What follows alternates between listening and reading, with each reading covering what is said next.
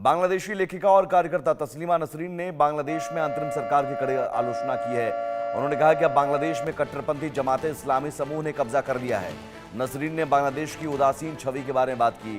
उन्होंने कहा कि बांग्लादेश के इतिहास का विनाश किया गया है। स्वतंत्रता सेनानियों की मूर्तियों के साथ तोड़फोड़ हुई और इससे बांग्लादेश का इतिहास ही मिटा दिया गया।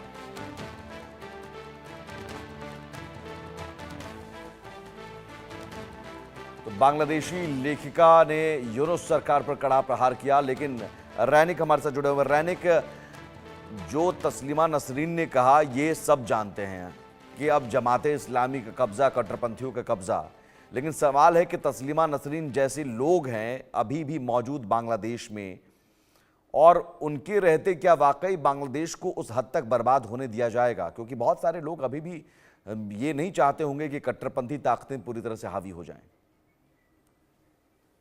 हाँ, एकदम ही देखिए, जिस तरीके से कुछ दिन पहले भी तस्लीमा नसरीन का जो वो किताब को लेकर हंगामा बांग्लादेश में देखने को मिला था। जिस तरीके से पब्लिशर्स के ऊपर हमले का घटना घटा था, जिस तरीके से ये किताब को बैन करने का मांग बांग्लादेश में उठा था, उसके बाद तस्लीमा नसरीन का ये बयान बहुत ही महत्वपूर्ण है इसी वजह से, क्योंकि जिस तरीके से मोहम्मद यूनुस सत्ते में आने के बाद से बांग्लादेश का तस्वीर बदला है। बांग्लादेश को सोनार बांग्ला कहने वाला बांग्लादेश वो सोनार बांग्ला नहीं रहा है। और मोहम्मद यूनुस के सत्ता काल में बांग्लादेश में जिस तरीके से माइनॉरिटीज के ऊपर हमले का घटना घटा है, जिस तरीके से भारत के साथ रिलेशन बुरा करने का कोशिश किया जा रहा है, जिस तरीके से साजिश हो रहा है, जिस तरीके से लॉ एंड ऑर्डर सिचुएशन बिगड़ रहा है, उसी को देखते हुए तस्लीमा नसरीन की तरफ से ये बयान दिया गया है। उनकी तरफ से एकदम दावा किया गया है कि बांग्लादेश अभी जमाती के हाथ में चला गया है। बांग्लादेश का जो रुख चल रहा है, बांग्लादेश का जिस तरीके का तस्वीर बांग्लादेश से सामने आ रहा है,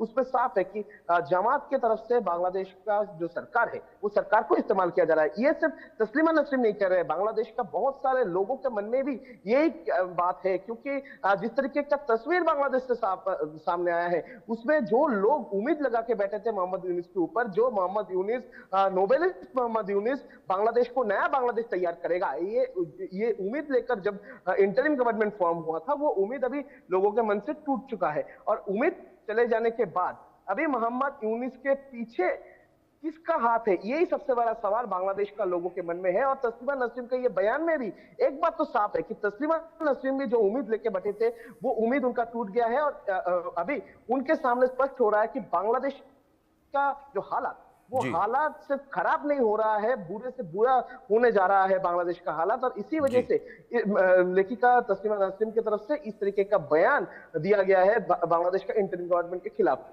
ठीक है, बहुत शुक्रिया आपका रैनिक दत्ता तमाम जानकारी के लिए।